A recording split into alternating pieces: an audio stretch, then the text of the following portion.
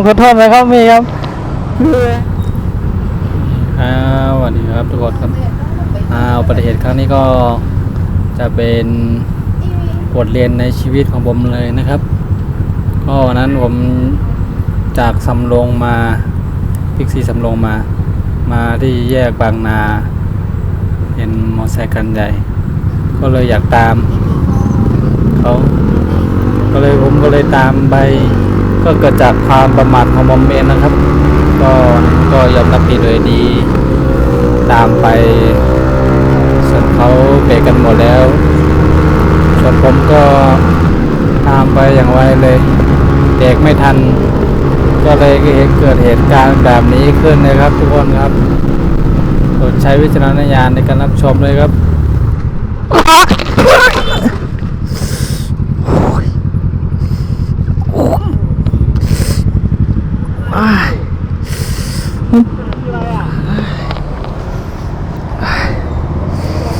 สวัสดีครับผมเบรกไม่ทันครับเขาจอดกันหมดแล้วอ่ะพี่ครับอุ้ย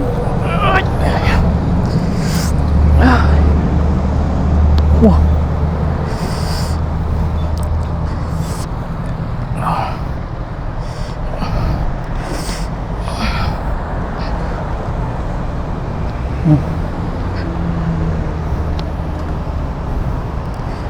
ผมขอโทษด้วยนะครับเอก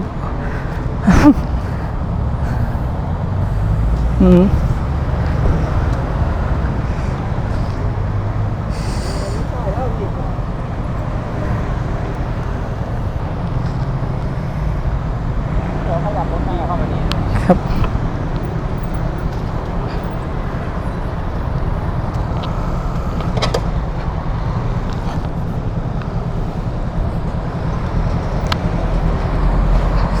โอ้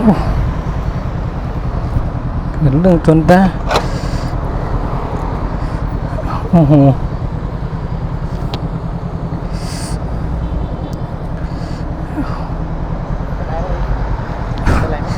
น่าจะไม่เป็นไรนะครับ ครับขอบคุณมากครับพี่ขอบคุณครับพี่ที่มาผมเบรกไม่อยู่ มันลื่นยังไงก็ค่อยๆคุยกันนะพี่โอเคครับผมไม่ทำงานก่อนครับผม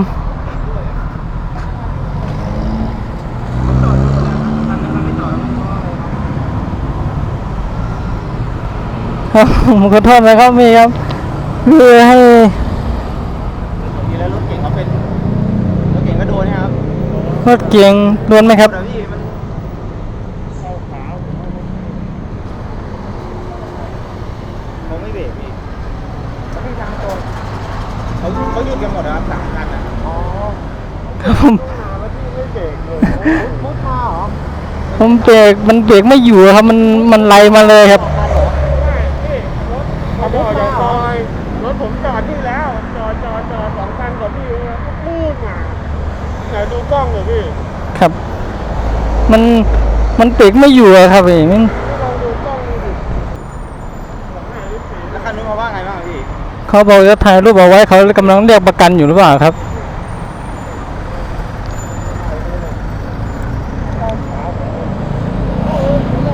คนก็ดับปอดอ่ะ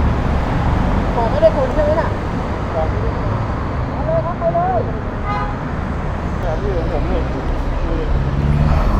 เป็นใหม่จริงๆเลยนี่ครับดูได้เลย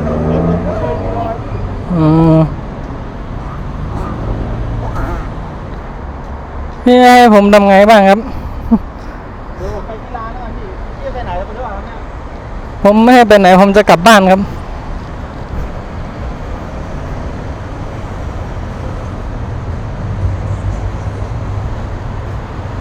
ไปที่ร้านผมก็ล่ะ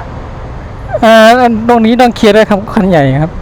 ใช่ครับตรงนั้นก็ต้องเคลียร์ด้วยพี่ใช่เดี๋ยวว่าคือพี่ต้องเคลียร์ทีละคันเลยล่ะครับถ้าไม่งั้นก็ต้องไปโรงพักกันหมดเนี่ยคงเนี่ยผมไม่คงไม่ถึงโรงพักมั้งครับถ้าไม่ถึงโรงพักพี่ก็ต้องไล่ซ่อมอ่ะต้องไล่เคลียร์ให้เขาอ่ะเพราะว่าไม่ถึงโรงพักเดี๋ยวรถใหญ่เขาประกันเขามาพี่ต้องเคลียร์กับประกันแต่มอไซค์อ่ะพี่ต้องเคลียร์เป็นรายบุคคลเลยครับแล้วผมไปดูคันใหญ่ก่อนนะครับคันใหญ่เดี๋ยวประกันเขามาเราผมไม่รู้ว่ามันโดนตรงไหนบ้าง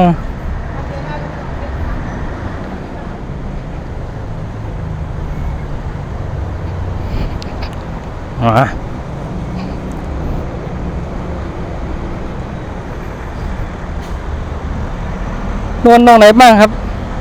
โดนตรงไหนบ้างครับ เนี่ยโดนข้างนี้แล้วก็ ครับ ที่ลงมาที่กระเด็นมาค่ะ ครับ คือหนูมองกระจกข้างอยู่พอดี ก่อนอื่นผมขอโทษไว้ก่อนนะครับขอโทษจริงผมไม่ได้ตั้งใจผมเบรกไม่ทัน อุบัติเหตุ ใช่ครับ เพาะมันกระเด็นมาโดน ครับ เดี๋ยวก็ต้องรอประกัน น่าจะซ่อมเยอะไหมครับ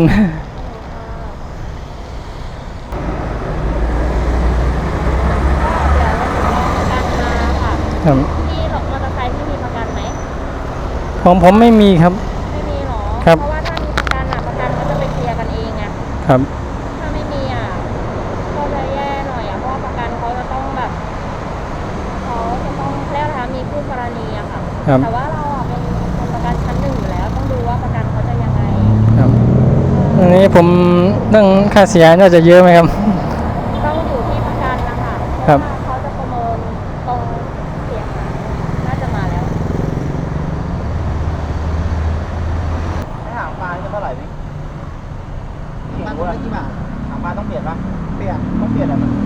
เปลี่ยนฝาข้อบังโซ่อะทะเบียนหลักได้จะมีบังโซ่กับหางปลาหางปลาได้ อืม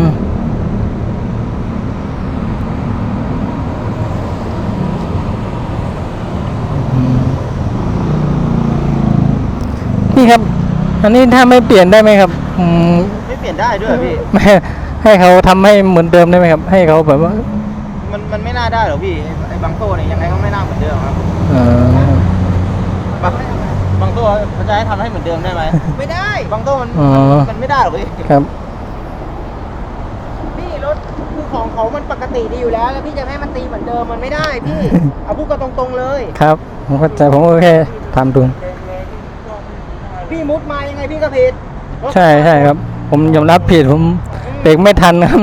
เข้าใจพี่เข้าใจ ครั แต่ บ คือว่าพี่ชนเขาแล้วพี่ก็ต้องรับผิดชอบเขา ครับ ต้องรับผิดชอบยังไงพี่ก็ต้องคิดเอาแล้วตัวเนี้ยพี่จะให้มาเคาะเหมือนเดิมมันไม่ได้ เพราะว่าของมันซ่อมไม่ได้ด้วยของมันซ่อมไม่ได้ถึงจะซ่อมผมเป็นถึงจะซ่อมเขาจะมาซ่อมทำไมล่ะพี่ของเขาดีๆอยู่ได้อันนี้ผมทำไม่ได้ลาซาด้ามัน900อ่ะพี่ อื้อหือ ของแท้นะแล้วตีด้วย1,000เลยตีด้วยเอาตรงพี่เอาไงคือพี่เอาไงพี่พูดเลยถ้าไม่งั้นก็จบลง ผม พักกันหมดนี่ ครับผมก็ไม่รู้ว่าผมต้อง มันไม่รู้ไม่ได้พี่ต้องเคลียร์พี่ชนเขา ครับรับผิดชอบผมรับผิดชอบอยู่แล้วแต่ว่าต้องรับผิดชอบยังไง ผมยังไม่รู้ขั้นตอนที่ว่าต้องรับผิดชอบยังไงนี่ครับ ถ้าคือจบลงครับแค่นั้นเองตำรวจชี้ลงบันทึกประจำวันกันไปแต่ถ้าจะจบตรงนี้พี่ก็เคลียร์คันนู้นเอา200คันนี้1,000ส่วนรถใหญ่พี่เรียกประกันเองรอประกันเขามาอันนี้1,200นะพี่ผมจะไปดัดทะเบียนทำใหม่ด้วย อืม พี่ไหวไหม ถ้า1,200นี่พี่ไปทำเองใช่ไหมครับ ครับผม ครับถ้าให้คันนั้นนะครับ มาดูผมว่าผมไม่มีรอยผมก็ไปล้างไปขัด ครับอันนี้เท่าไหร่ครับ 200พอก็จบ 200นะครับ ผมไม่ได้เอา ผมเดี๋ยวว่า หรอกเพราะว่า ตั้งผม ผมก็เปิดให้พี่เห็นเนี่ยผมก็เอาในลาซาด้า ครับผมเข้าใจครับ มันเนี่ยแหละ เข้าใจครับ ไปดูได้ผมว่าผมไม่มีรอยรถไอ้นี่ใหม่ๆเลย ครับ เข้าใจผมไม่เถียงครับ 200นะครับ ผมจะเอาไปขัดแค่นั้นแหละ ผมลองไปขัดดู ชื่อนี้นะครับ มันแตกนี่แหละ โอเคครับ แต่นั้นน่ะคนนั้น โอเคครับ โอ้โห ผมขอโทษที่ทำให้เสียเวลาเลยนะครับพี่ครับอืม ผมก็เจ็บนะเราไม่เป็นไรหรอก ครับ เสียใจแต่ก็ต้องดูว่าที่ขับรถเขาเบรกกันขนาดนี้แล้วอย่า พี่ลดให้ผมอีกหน่อยได้ไหมครับ ผมจะได้ ลดให้ผมหน่อยได้ไหมครับ 1,000ได้ไหมพี่ ครับ1,000 1,000นี้ก็ไม่มีอะไรนะครับ ไม่ได้อะไรนะเพราะมันก็ต้องเปลี่ยนอยู่แล้วล่ะ ครับ อันนี้เดี๋ยวผมไป ไอ้รถที่ไม่มีประกันเหรอ ไม่มีครับผมซื้อมือสองมาครับอืม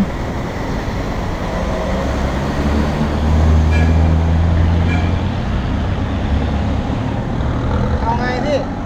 ครับ1,000ครับพี่เขาบอกตัว1,000อันนั้นจ่ายไปแล้วครับ200 ไม่อยากให้ดู ครับโอนครับพี่ครับธนาคารอะไรครับ กติกรครับ กสิกรเลขครับ 011ครับ 011โอเคครับมาครับ เดี๋ยวผม ครับผมขอโทษที่ทำให้เสียเวลาด้วยนะครับพี่ครับไม่ให้ตั้งใจครับ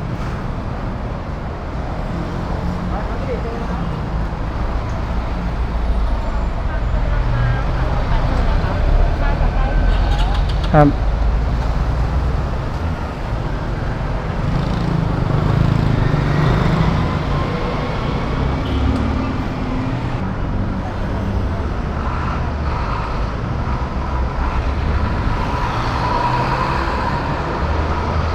แล้วขอไม่ขับขี่ทั้งสองท่านเลยครับพี่ไม่ขับขี่ไม่มีประกันใช่ไหม ไม่มีครับ ในที่ว่าเขาต้องผูกได้แพงอันนี้ก็เมื่อกี้เขาไม่เจ็บด้วยใช่ไหม ใช่ครับ มอไซค์อีกคันหนึ่งก็ไม่เจ็บเนาะ ครับไม่เจ็บครับ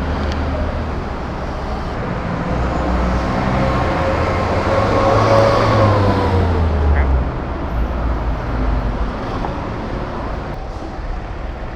ก็ถ้าไม่มีประกันอย่างเงี้ยครับผมก็ต้องเรียกร้องเป็นเงินสดค่าซ่อมกันชนหลังต่อไปถ้าพิมพ์แตกตรงนี้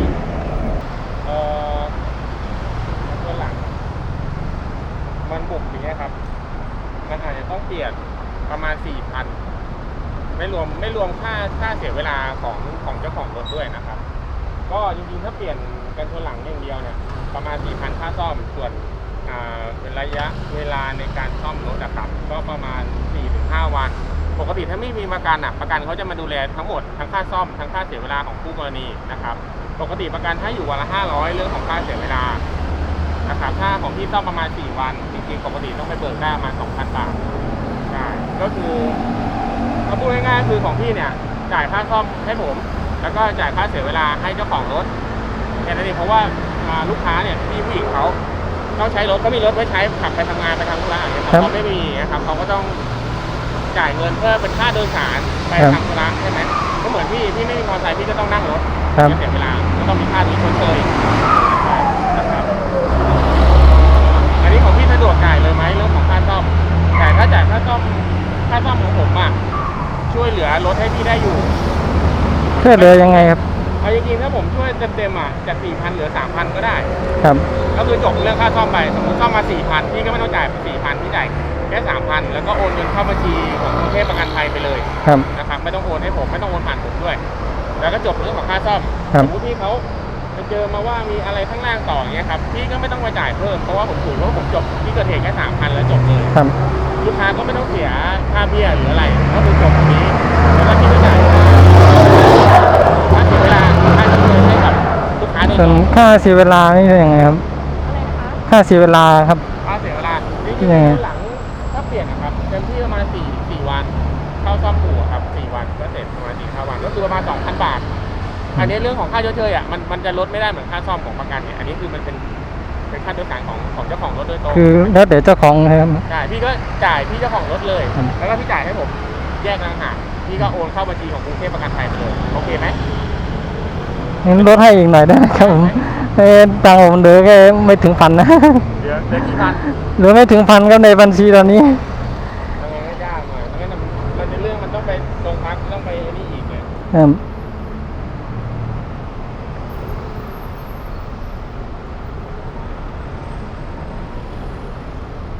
เคลียร์ค่าประกันก็ได้ค่ะไม่เป็นไร เนี่ยครับ 300ครับ ลูกค้าบอกว่าเอาแค่ค่าซ่อมอย่างเดียวอันนี้ที่ลูกค้าพี่หญิงเขาช่วยเหลือเขาไม่ ขอบคุณมากครับ ไ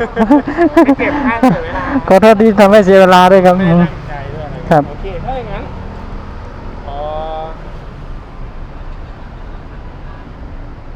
ผมช่วยได้อีกนิดนึงจริง ๆ ก็คือ 2,000 แต่ต้องโอนเลย ครับ ได้อยู่ไหมพอหา เดี๋ยวผมจะให้แฟนลองหาวิธีมาครับ 2,000 ผมยอมลดให้ครึ่งหนึ่งเลย ครับ เพื่อที่จะได้จบทุกฝ่ายพี่เขาจะได้เป็นฝ่ายถูกประวัติพี่เขาจะได้ไม่เสีย ครับ เบี้ยปีหน้าจะได้เบี้ยไม่ขึ้นเขาจะได้เป็นประวัติดี ครับ นะครับเป็นอย่างนั้น เดี๋ยวผมลองดู อันนี้ให้พี่เลยบันทึกการรับเงินนะครับวันที่เท่านี้อันนี้ข้าพเจ้าคือชื่อผมนะชื่อนามสกุลเป็นพนักงานของกรุงเทพประกันภัยได้รับเงินสดจำนวน 2,000 บาทนะครับจากเป็นค่าเสียหายจากคู่นี้คือคนจากพี่นั่นแหละแล้วก็ชื่อพี่ตามนี้เลยตามใบขับขี่นะเบอร์โทรพี่ตามนี้ที่อยู่ตามนี้ ก็คือจบ 2,000 บาทเอกสารตัวนี้ไว้ยืนยันว่าสมมติเขาซ่อมมา 4,000 หรือ 5,000 พี่ก็ไม่ต้องจ่ายส่วนต่างจ่ายแค่ 2,000 แล้วจบไม่มีค่าอะไรไม่ได้ร้องไปแล้วเรียบร้อยเสร็จแล้วครับผมขออ ดีเดินทางปลอดภัยครับผม